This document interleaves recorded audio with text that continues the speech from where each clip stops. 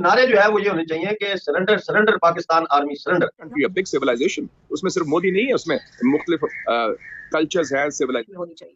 पाकिस्तान की तरफ से और भारत की तरफ से अगर हम बात करें पाक भारत ताल्लुकात की, तो हमेशा ही कशीदा रहे हैं। कोई वक्त ऐसा हमें याद नहीं है कि जहाँ पर वो समझौता एक्सप्रेस वाला सिलसिला हुआ, उसके बाद फिर हमने देखा कि उसका कैसा अंजाम हुआ। लेकिन उस कंट्रीज को एक दूसरे के ऊपर आपको लगता है कि कुछ थोड़ा सा हिंदुस्तान को भी हल्का फुल्का, जैसे कहते हैं कि पाकिस्तान की तरफ आना चाहिए, और तो मतलब कितने बार कोई मौका देगा ना किसी को। अब अगर दोस्ती हो सकती है तो आप लोगों की तरफ से ही हो सकती है। पाकिस्तान तो खैर हम तो तैयार है। देखिए हिंदुस्तान तो हमेशा आया था ना, लेकिन हमेशा आप लोगों ने बोलते ना बैक स्टैबिंग की। वाजपेयी जी भी आए थे, लेकिन दोनों बार बैक स्टैबिंग ही हुई। पहले कारगिल वॉर कर दिया आपने, जब वाजपेयी जी मिलके आए तो आपने कारगिल वॉर कर दिया, जब मोदी जी मिलके आए तो आपने पठानकोट कर दिया। तो पाकिस्तानी लड़की याना मीर ने पाकिस्तान की धज्जियां उड़ा दी है। जो पाकिस्तानी भारत से दोस्ती की बात करते हैं, अब वो दोस्ती की बात करने के लायक नहीं रहे हैं। दोस्तों, पाकिस्तान को भारत से दोस्ती करनी है, ये बात जानने के लिए चलिए इस वीडियो को देखते हैं। और ज्यादा सख्त किस्म की कंडीशंस नहीं रखनी चाहिए दोनों कंट्रीज को एक दूसरे के ऊपर। आपको लगता है कि कुछ थोड़ा सा हिंदुस्तान को भी हल्का फुल्का, जैसे कहते हैं कि पाकिस्तान की तरफ आना चाहिए, और पाकिस्तान तो खैर हम तो तैयार है। देखिए हिंदुस्तान तो हमेशा आया था ना, लेकिन हमेशा आप लोगों ने बोलते ना बैक स्टैबिंग की।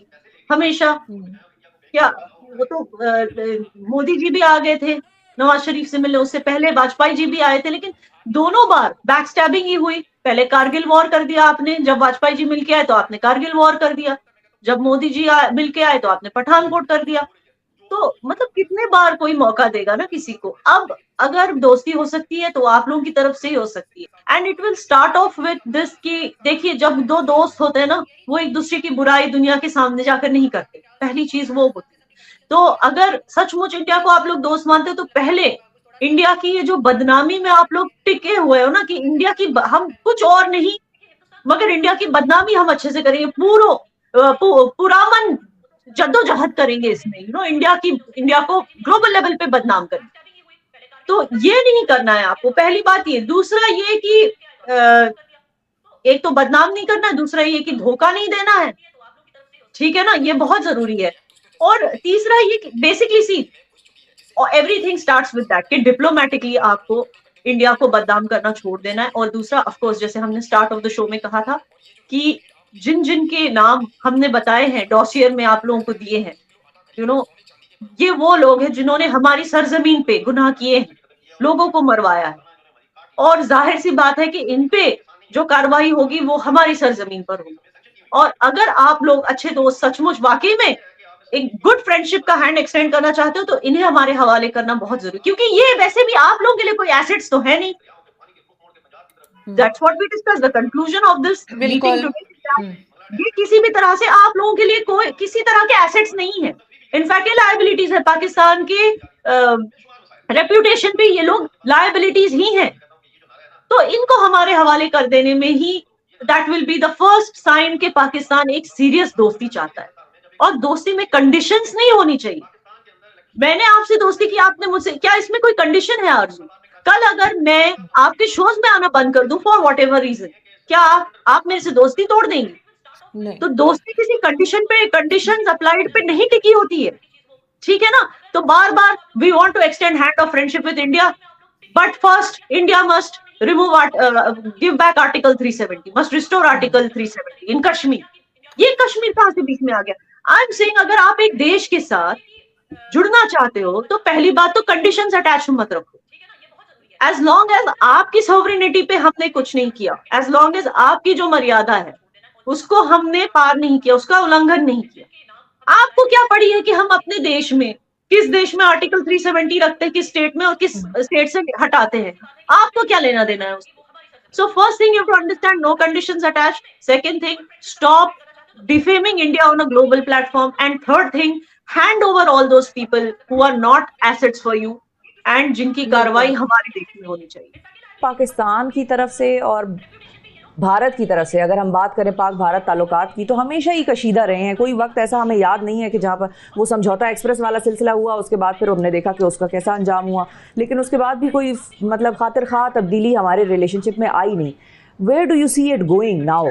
इस वक्त चूंकि मोदी हुकूमत है, आरएसएस की हुकूमत है, उनकी एक आइडियोलॉजिकल फॉरेन पॉलिसी है, नजरियाती फॉरेन पॉलिसी, तो उस हवाले से हिंदुस्तान का जो रवैया है बहुत मनफी है। और अभी बात की 2023 में, अब 2023 में हिंदुस्तान मेजबान है G20 का, जो ग्रुप ऑफ 20 ममालिक हैं, डेवलप्ड इकोनॉमीज के, थर्ड वर्ल्ड के भी, वेस्ट के, यूरोप के।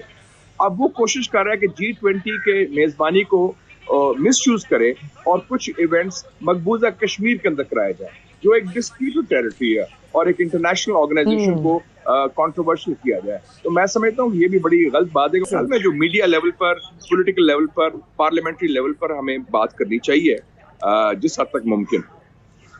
सर, हम फॉरेन पॉलिसी में कहाँ यूँ कहिए कि नाकाम हो रहे हैं या कमी है, क्योंकि सारी दुनिया भारत के हवाले से, अब फैटफ ने कहा है कि जी वो अब रिव्यू करेंगे इंडिया को, लेकिन ओवरऑल हम देखें तो भारत की पोजीशन हमें लगता नहीं है कि हम कुछ खराब कर सके हैं दुनिया के सामने। नहीं, देखिए ना, हमने कोशिश की खराब करने की। अब दो बड़े वाकया हुए हैं जो आपने अभी बात की, बड़ी इंपॉर्टेंट है। India is a great country, a big civilisation. उसमें सिर्फ मोदी नहीं है, उसमें मुख्तलिफ कल्चर्स हैं, सिविलाइजेशंस हैं, मज़ाहिब हैं, लोग हैं, लेफ्ट के हैं, लिबरल हैं, सारे हैं, सब हिंदुत्व सोच के नहीं है। तो हमें अपना केस मुनज़्ज़म तरीके से पेश करना चाहिए। तो पाकिस्तानी लड़की याना मीर ने कैसे पाकिस्तान को उसकी धज्जियां उड़ा दी, उसको मुंह तोड़ जवाब दिया है। भाई, पाकिस्तान आज भी बात करता है हिंदुस्तान पाकिस्तान की दोस्ती की, और हम सभी इस बात से वाकिफ है कि इंडिया ने बहुत बार पाकिस्तान की तरफ दोस्ती का हाथ बढ़ाया है, और उसके बदले में पाकिस्तानी पीठ में खंजर ही घोंपा है। जब जब इंडिया और पाकिस्तान के ताल्लुकात अच्छे होने की संभावना बनती है, तभी कुछ ना कुछ आतंकवादी हमले हो जाते हैं। तो इसके पीछे कौन है? इसके पीछे जहीद सोच वाले पाकिस्तान के कुछ चुनिंदा लोग जो आतंकवादी बन जाते हैं और नहीं चाहते कि हम हिंदुस्तान से दोस्ती करें। वो खुद तो गरीबी में मर रहे हैं, खुद इतने बेकार ज़िंदगी जी रहे हैं, और अपने देश को भी आगे बेकार ज़िंदगी जीना सिखा रहे हैं। दोस्तों, क्या आपको लगता है हिंदुस्तान पाकिस्तान की दोस्ती हो सकती है? कैसे हो सकती है? कौन करेगा? क्या अगर दोस्ती हो गई तो क्या होगा? क्या पाकिस्तान सिर्फ अपने फ़ायदे के लिए दोस्ती करेगा? तो अपनी राय तो हमें कमेंट बॉक्स में ज़रूर दीजिएगा, क्योंकि आप बड़ी अच्छी अच्छी बातें करते हो, बड़ी अच्छी जो आपकी राय होती है, हम पर्सनली आपके कमेंट्स को पढ़ते हैं, और मैं देखता हूँ कि बहुत लोग आपके कमेंट्स को पढ़ रहे हैं और वहाँ पे रिएक्ट भी कर रहे हैं। तो प्लीज़ यार, अपने विचार ना कमेंट्स में डाला करो, और आपको जिस प्रकार की वीडियोस चाहिए, जो आप कंटेंट चाहते हो, आप हमें इंस्टाग्राम पर मैसेज कर सकते हो, और साथ ही आप कमेंट में भी हमें बता सकते हो कि आप किस प्रकार कंटेंट चाहते हो, या फिर क्या कमी हम कर रहे हैं, क्या हमें करना चाहिए। तो आप अपने सजेशन हमें जरूर दीजिएगा। हम मिलेंगे आपको अगली वीडियो में, तब तक के लिए बाय बाय, जय हिंद, वंदे मातरम।